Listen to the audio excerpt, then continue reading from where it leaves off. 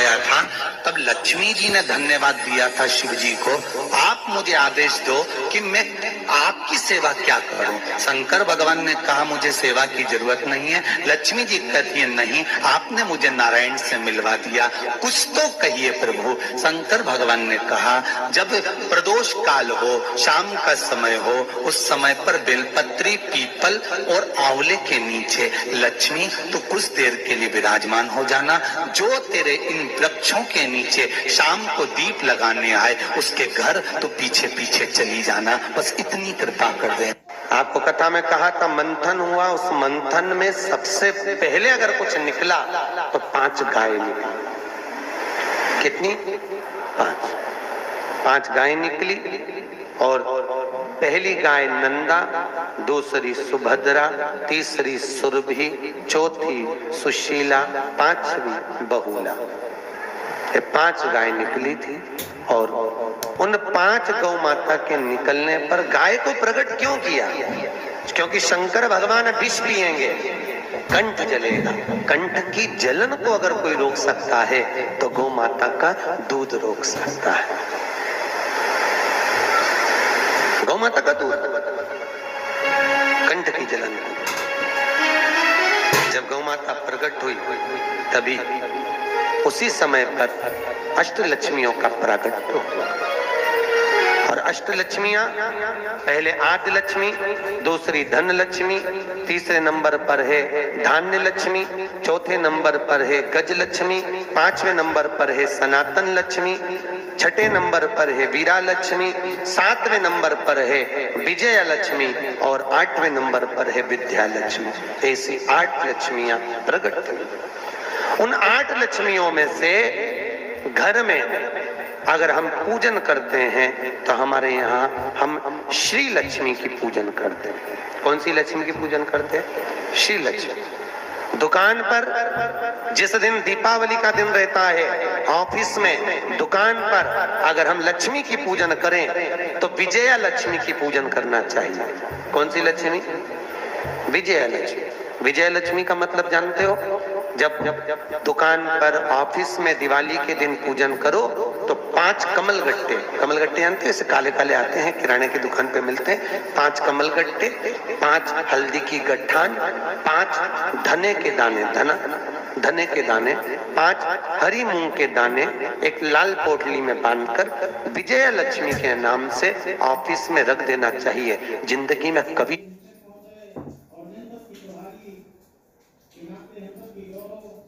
केवल लक्ष्मी पूजन वाले दिन होता है।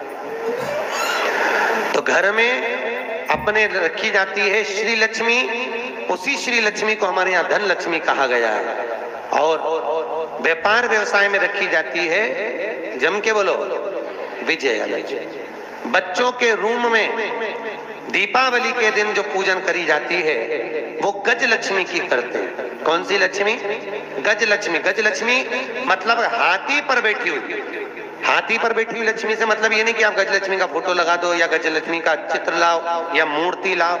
अपने को केवल एक पूजन के बाद में कुंकू की या हल्दी की या सिंदूर की बिंदी अपने बच्चों के पढ़ाई के रूप में गज लक्ष्मी के नाम की लगा देना चाहिए। गज लक्ष्मी मतलब उन्नति को देने वाली, हमारे बच्चे को विद्या प्रदान करने वाली, उत्तमता देने वाली होती है बच्चों के लिए। गज लक्ष्मी। हाँ, किसी व्यक्ति से धन लेना है, संपदा लेना है, वो नहीं दे रहा तो हमारे यहाँ सनातना लक्ष्मी का पूजन किया जाता है। कौन सी लक्ष्मी? सनातना लक्ष्मी। दीपावली के दिन लाल वस्त्र में या पीले वस्त्र में अपने घर के कोई भी 5 सिक्के मतलब एक के क्वाइन हो, 2 के क्वाइन हो, सिक्के मतलब क्वाइन लेकर उसको हल्दी में लपेटकर जिस व्यक्ति से पैसा लेना है उसका नाम लेकर धागे से बांधकर कपड़े में उसको मात्र 22 दिन तक रख दो। सनातना लक्ष्मी अपनी लक्ष्मी को वापस खींच के ले आती है। घर की लक्ष्मी अपनी लक्ष्मी को खींच कर लाती है, उसको सनातना लक्ष्मी कहते हैं। ये दीपावली के दिन पूजिए गए हुए लक्ष्मी, धन को खींच। और चुंबक देखिए अरे बोलो तो, बच्चे लोग गंगा जी में ऐसे उसको बांध के, हमारे यहाँ यमुना गंगा में बच्चे धागे में बांध के उसको लटकाते हैं। क्यों लटकाते हैं? उसमें क्या चिपकता है? पैसे चिपक जाते हैं। जो चुंबक तत्व से जुड़ा हुआ है वो चिपक के आ जाता है। सनातना लक्ष्मी अपनी लक्ष्मी को खींचकर वापस बुला लेगा, घर की लक्ष्मी। ऐसी सनातन अष्टलक्ष्मी, सनातन लक्ष्मी आनंद सुख देने वाली है। उसी तरह जब व्यक्ति के जीवन में बहुत ज्यादा कोई रोग उत्पन्न हो गया हो, बहुत बड़ी बीमारी हो गई हो, डॉक्टर बोल रहे हो कि इसका बचना मुश्किल है, ये अब बहुत ज्यादा तकलीफ में है और आप चाहते हो कि इसको रहना चाहिए, समय इसका निकलना चाहिए, तो वीरा लक्ष्मी की पूजन की जाती है। कौन सी लक्ष्मी? वीरा लक्ष्मी। वीरा लक्ष्मी कैसे पूजते हैं? कहते हैं नीम की 5 पत्ती। कितनी पत्ती? नीम की 5 पत्ती, एक कमलगट्टा पानी के कलश में डालकर रात भर बीमार व्यक्ति के पास में रख दीजिए। वीरा लक्ष्मी के नाम से 7 बार उतार कर नीम के पेड़ के नीचे से डाल दीजिए। उस व्यक्ति को कष्ट नहीं होता और वो धीरे धीरे स्वस्थ होना चालू हो जाता है। अगर कोई बड़ी बीमारी है तो भी, कैंसर जैसी बीमारी में भी इसको प्रयोग कर सकते वीरा लक्ष्मी। वो लक्ष्मी महारानी की। लक्ष्मी सबसे ज्यादा प्रसन्न कौन से दिन होती है? जम के बोलिए जरा। शुक्रवार। तो शुक्रवार को लक्ष्मी सबसे ज्यादा प्रसन्न क्यों होती है? उसके प्रसन्न होने का कारण क्या था? लक्ष्मी जी के 2 भाई थे, दोनों की शादी नहीं हो रही थी, दाता और विधाता, दोनों का विवाह नहीं हो रहा। और दाता विधाता के लिए लक्ष्मी बड़ी परेशान थी। रोज नारायण से कहती थी, प्रभु कुछ कृपा करिए, दाता विधाता का विवाह नहीं हो रहा, उम्र होती चली जा रही, इनका कुछ करिए प्रभु। आप नारायण, आप कुछ तो कर सकते हो। भगवान नारायण ने तब लक्ष्मी से कहा, एक काम करो, बेलपत्री के पेड़ के नीचे बैठकर लक्ष्मी तुम अनुष्ठान करो तुम्हारे भाइयों के विवाह के लिए। इसलिए आज भी हमारे हिंदू धर्म की रीति है कि बेलपत्री के पेड़ के नीचे शाम के समय लक्ष्मी का वासा होता है। इसलिए लोग इस बेलपत्री के पेड़ के नीचे तुम्हारा रात्रि को, शाम को 6 बजे से लेकर रात्रि को 8 बजे तक तुम्हारा निवास होगा। जैसे पीपल के पेड़ में देवताओं का निवास, आप लोगों ने यदि पद्म पुराण पढ़ी होगी या सुनी होगी तो उसमें स्पष्ट कहा है, पीपल के वृक्ष की गणना ध्यान देना, पीपल के वृक्ष में सुबह 4 बजे से लेकर 7 बजे तक ब्रह्मा जी का वासा होता है। पीपल के वृक्ष में सुबह 7 बजे तक ब्रह्मा जी का वासा, 7 बजे से लेकर 10:30 बजे तक पीपल के वृक्ष में भगवान विष्णु का वासा होता है। कितनी बजे तक? 10:30।